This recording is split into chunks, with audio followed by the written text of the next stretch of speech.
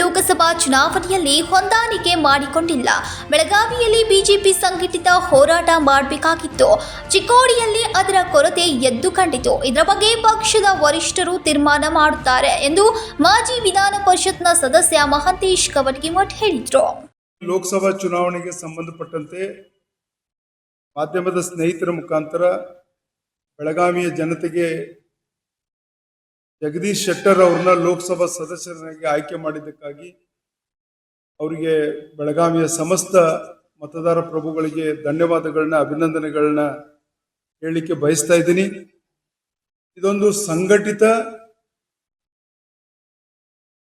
ಹೋರಾಟ ಮತ್ತು ಕಾರ್ಯಕರ್ತರ ಪರಿಶ್ರಮ ಈ ಗೆಲುವಿಗೆ ಕಾರಣ. ಈ ಗೆಲುವನ್ನ ಬಿಜೆಪಿಯ ಕಾರ್ಯಕರ್ತರಿಗೆ ಅರ್ಪಿಸ್ತೀನಿ. ವಿಶೇಷವಾಗಿ ಬೆಳಗಾವಿ ದಕ್ಷಿಣ ಕ್ಷೇತ್ರದ ಶಾಸಕರಾಗಿರ್ತಕ್ಕಂಥ ಅಭಯ್ ಪಾಟೀಲ್ ಅವರು ಸುಮಾರು 75,000 ಲೀಡನ್ನು ಪಡೆದು ಅಭೂತಪೂರ್ವವಾಗಿರ್ತಕ್ಕಂಥ ಗೆಲುವನ್ನು ಸಾಧಿಸಲಿಕ್ಕೆ ಕಾರಣರಾಗಿದ್ದಾರೆ.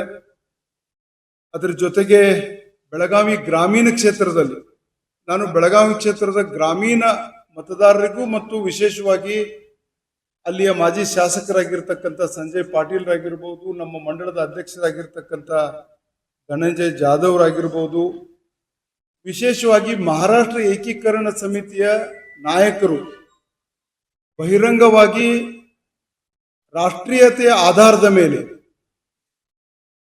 ದೇಶ ಮೊದಲು ಅಂತಕ್ಕಂಥ ಹಿನ್ನೆಲೆಯಲ್ಲಿ ನರೇಂದ್ರ ಮೋದಿ ಅವರ ಆಡಳಿತವನ್ನು ಬೆಂಬಲಿಸಿ ಶಿವಾಜಿ ಸುಂಟ್ಕರ್ ಅವರ ನೇತೃತ್ವದಲ್ಲಿ ಸುಮಾರು 40 ಜನ ಕಾರ್ಪೊರೇಟರ್ಸ್ ಮತ್ತು ಅನೇಕ ಹಿರಿಯ ನಾಯಕರು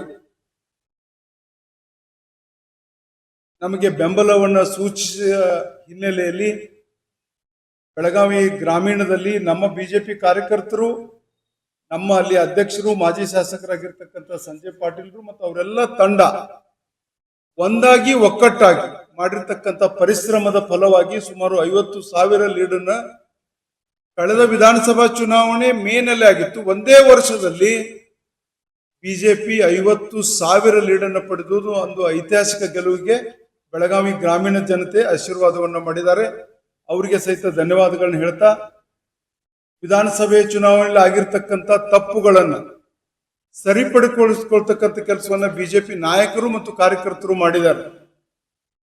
ವಿಶೇಷವಾಗಿ ಟಿಕೆಟ್ನಲ್ಲಿ ವಿಧಾನಸಭೆ ಚುನಾವಣೆಯಲ್ಲಿ ಆಗಿರ್ತಕ್ಕಂಥ ಗೊಂದಲಗಳ ನಡುವೆ ಅವೆಲ್ಲವನ್ನ ಮೀರಿ ಅನಿಲ್ ಬೆನಕೆಯವರು ವಿಧಾನಸಭೆ ಕ್ಷೇತ್ರದ ಟಿಕೆಟ್ ಆಕಾಂಕ್ಷಿಗಳಾಗಿದ್ರು. ಆದರೆ ಈ ಲೋಕಸಭೆ ಚುನಾವಣೆಯಲ್ಲಿ ಅವರು ಇರ್ಬೋದು, ರವಿ ಪಾಟೀಲ್ ರಾಗಿರ್ಬೋದು, ಬೈಲೊಂಗಲದಲ್ಲಿ ವಿಶ್ವನಾಥ್ ಪಾಟೀಲ್ರು ಇಂಡಿಪೆಂಡೆಂಟ್ ಆಗಿ ಸ್ಪರ್ಧೆ ಮಾಡಿದ್ರು.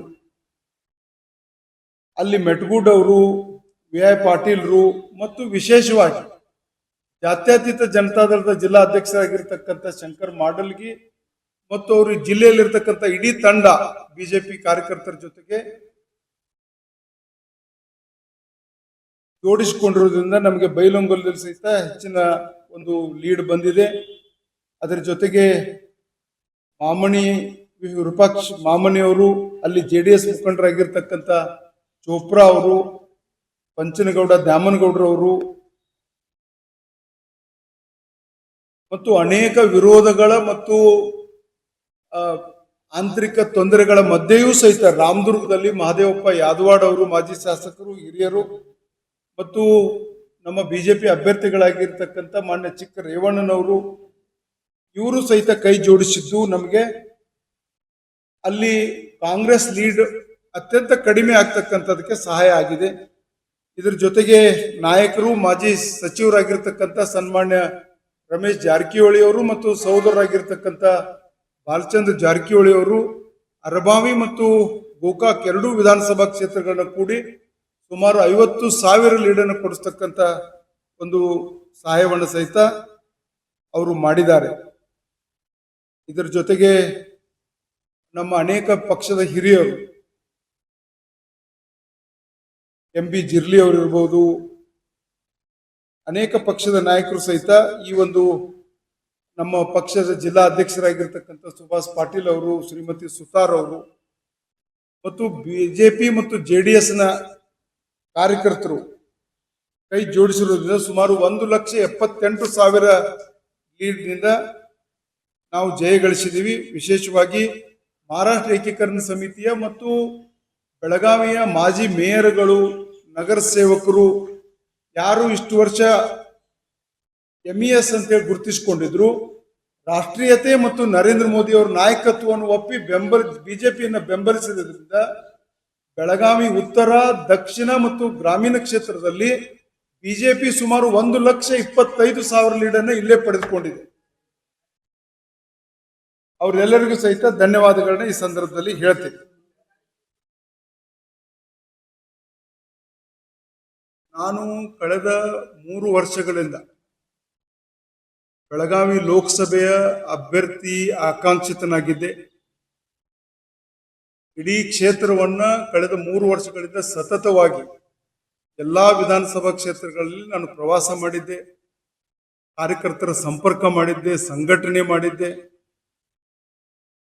ನನ್ನ ಎಲ್ಲ ಶಕ್ತಿ ಮತ್ತು ನನ್ನ ಪ್ರಯತ್ನಗಳನ್ನ ಜಗದೀಶ್ ಶೆಟ್ಟರ್ ಅವರಿಗೆ ಮತ್ತು ಪಕ್ಷಕ್ಕಾಗಿ ಮುಡುಪಾಗಿಟ್ಟು ನನ್ನ ಶ್ರಮವನ್ನ ಪಕ್ಷದ ಗೆಲುವಿಗಾಗಿ ನಾನು ತೊಡಗಿಸಿಕೊಂಡಿದ್ದೀನಿ.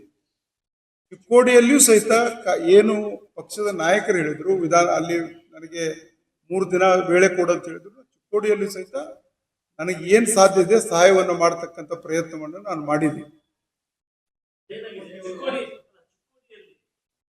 ಆಮೇಲೆ ನಿಮ್ಗೆ ಆಶ್ಚರ್ಯ ಹೇಳ್ತೀನಿ, ನಾನು ಟಿಕೆಟ್ ಕೇಳಿದ ನಂತರ the day Jagadish Shettar came to my house, ನಾನು ಕೂಡಿ ಮಾತಾಡಿದ ನಂತರ ನೆಕ್ಸ್ಟ್ ಡೇ ನಾನು ಏನು ಅವ್ರ ವಾಹನ ಹತ್ತಿದ್ದೀನಿ, ಅವ್ರು ಇಲ್ಲಿಂದ ಚುನಾವಣೆ ಮುಗಿಸಿ ಹೋಗುವವರೆಗೂ ಅವ್ರ ಜೊತೆಗೆ ನಾನು ನನ್ನ 100% ಟೈಮ್ ಆಗಿವನಿಟ್ಟು ಜಗದೀಶ್.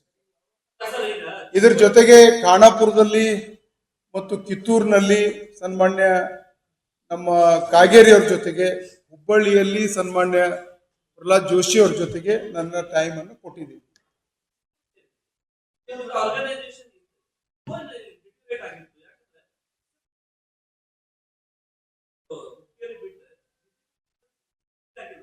ಆಕ್ಚುಲಿ ಚಿಕ್ಕೋಡಿಯೂ ಸಹಿತ ಬಿಜೆಪಿಯ. ಶನಿವಾರ ಬೆಳಗಾವಿ ಕೆಎಲ್ಇ RLS ಕಾಲೇಜಿನಲ್ಲಿ ಸುದ್ದಿಗಾರರೊಂದಿಗೆ ಮಾತನಾಡಿದ್ರು. ಬೆಳಗಾವಿಯಲ್ಲಿ ಇದೊಂದು ಸಂಘಟಿತ ಹೋರಾಟ ಮತ್ತು ಕಾರ್ಯಕರ್ತರ ಪರಿಶ್ರಮದಿಂದ ಶೆಟ್ಟರ್ ಗೆಲುವು ಸಾಧಿಸಿದ್ದಾರೆ. ಈ ಗೆಲುವನ್ನ ಕಾರ್ಯಕರ್ತರಿಗೆ ಸಲ್ಲಿಸಬೇಕು ಎಂದರು. ಸಂಕಲ್ಪ ಶಿಂದೆ, ಕನ್ನಡಮ ನ್ಯೂಸ್ ನೆಟ್ವರ್ಕ್, ಬೆಳಗಾವಿ.